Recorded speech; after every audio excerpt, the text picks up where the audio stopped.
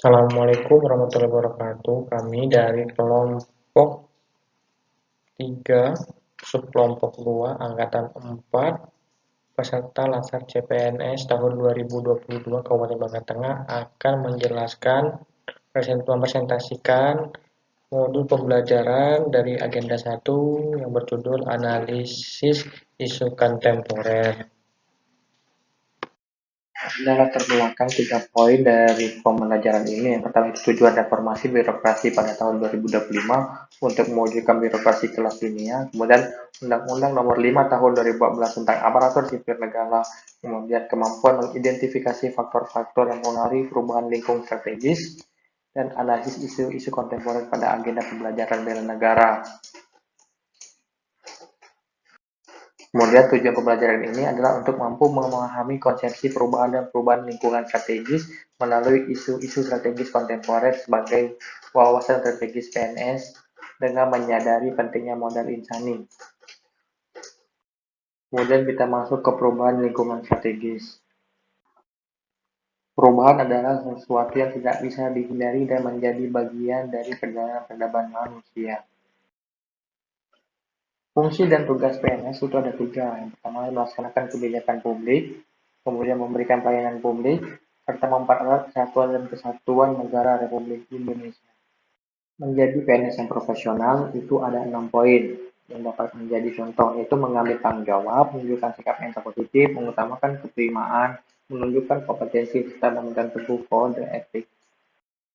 Perubahan lingkungan strategis itu memiliki 4 level lingkungan strategis. Yang pertama ada individu dan family, community dan kultur, kemudian society, serta global. Ada 6 modal insani dalam menghadapi perubahan lingkungan strategis menurut Ancol tahun 2022. Di antaranya ada intelektual, emosional, sosial, ketabahan, etika dan moral, dan kesehatan atau kekuatan fisik dan jasmani. Kemudian kita lanjut dengan pengertian isu kontemporer. Isu kontemporer itu sendiri adalah suatu persoalan yang terjadi pada masa sekarang atau menjadi trending topik saat ini, dan jadi solusi penyelesaiannya harus sesuai dengan masa sekarang. Baiklah, saya akan melanjutkan tentang beberapa isu kontemporer. Beberapa isu kontemporer yang ada adalah yang pertama korupsi, 2 narkoba, 3 terorisme dan radikalisme, 4 money laundering, 5 proxy war, 6 cybercrime, dan 7 hate speech dan hoax. Korupsi adalah penyelewengan tugas dan penggelapan uang negara atau perusahaan untuk keuntungan pribadi atau orang lain. Dampak tindakan korupsi dapat merusak perekonomian negara, demokrasi, dan kesejahteraan umum. Pemerintah telah berupaya untuk menuntaskan kasus korupsi melalui kebijakan-kebijakan untuk memberantas korupsi. Sebab manusia melakukan korupsi terjadi karena faktor individu dan faktor lingkungan. Korupsi berdampak menghancurkan tatanan bidang kehidupan masyarakat berbangsa dan bernegara, mulai dari bidang sosial budaya, ekonomi, serta psikologis masyarakat. Narkoba adalah singkatan dari narkotika, psikotropika, dan bahan adiktif berbahaya lainnya, yaitu bahan atau zat yang jika dimasukkan dalam tubuh manusia, baik secara diminum, dihirup, maupun disuntikkan, dapat mengubah pikiran, perasaan, dan juga perilaku seseorang, dan lebih jauh lagi, narkoba akan menimbulkan ketergantungan fisik dan psikologis. Narkoba dan psikotropika dibagi menjadi 3 jenis golongan berdasarkan tingkat rendahnya potensi ketergantungan. Terorisme secara kasar merupakan suatu istilah yang digunakan untuk penggunaan kekerasan terhadap penduduk sipil atau non-kombatan untuk mencapai tujuan politik dalam skala lebih kecil daripada perang. Terorisme merupakan kejahatan luar biasa yang menjadi musuh dunia karena nyawa manusia menjadi korban, mengganggu stabilitas keamanan, menghancurkan tatanan ekonomi dan pembangunan, serta terorisme berdampak negatif terhadap masyarakat. Radikalisme dapat diartikan sebagai tantangan politik yang bersifat mendasar atau ekstrim terhadap tatanan yang sudah mapan. Perkembangan paham radikalisme di Indonesia terbilang pesat baik dalam bentuk kegiatan maupun kreativitas penjaringan yang dilakukan. Pola penanggulangan terorisme dibagi menjadi 2 bidang, yaitu pendekatan keras hard approach dan pendekatan lunak atau soft approach.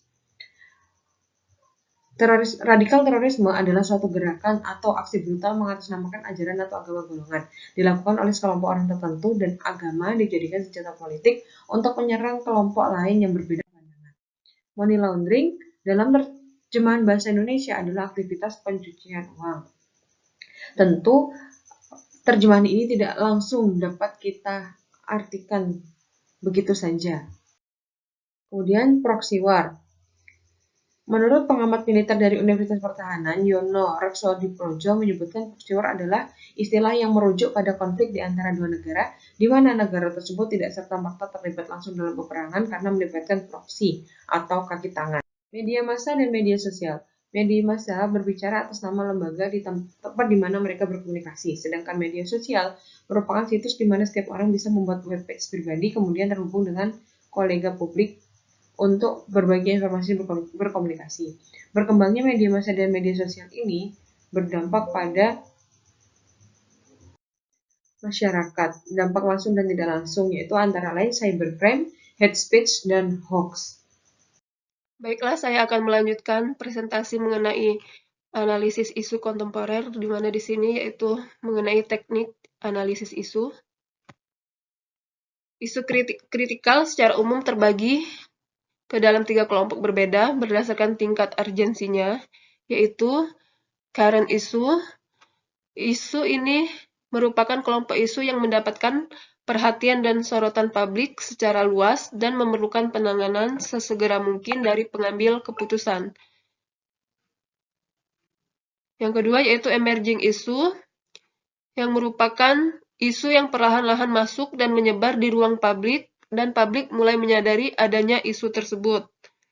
Yang ketiga yaitu potensial isu, kelompok isu yang belum nampak di ruang publik, namun dapat terindikasi dari beberapa instrumen penelitian ilmiah, analisis intelijen, dan sebagainya, yang mengidentifikasi adanya kemungkinan merebak isu dimaksud di masa depan. Berikutnya, terdapat 3 kemampuan yang dapat mempengaruhi dalam mengidentifikasi atau menetapkan isu, yaitu kemampuan pertama environmental scanning, kedua problem solving, dan ketiga berpikir analisis. Selanjutnya, pendekatan lain dalam memahami apakah isu yang dianalisis tergolong isu kritikal atau tidak adalah dengan melakukan isu scan, yaitu teknik untuk mengenali isu melalui proses scanning untuk mengetahui sumber informasi terkait isu tersebut, yaitu ada beberapa sebagai berikut: media scanning, yang kedua yaitu existing data, 3 knowledgeable others, 4 public and private organization, 5 yaitu public and large. Baiklah, berikut merupakan teknik tapisan isu, yaitu pertama yaitu APKL, yang merupakan penetapan tapisan isu dengan menetapkan rentang penilaian 1-5 pada kriteria aktual, kehalayakan, problematik, dan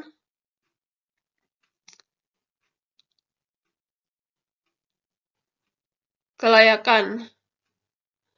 Aktual artinya itu isu tersebut benar-benar terjadi dan sedang hangat dibicarakan dalam masyarakat. Sedangkan kehalayakan artinya isu tersebut menyangkut hajat hidup orang banyak. Problematik artinya isu tersebut memiliki dimensi masalah yang kompleks sehingga perlu dicarikan segera solusinya secara komprehensif.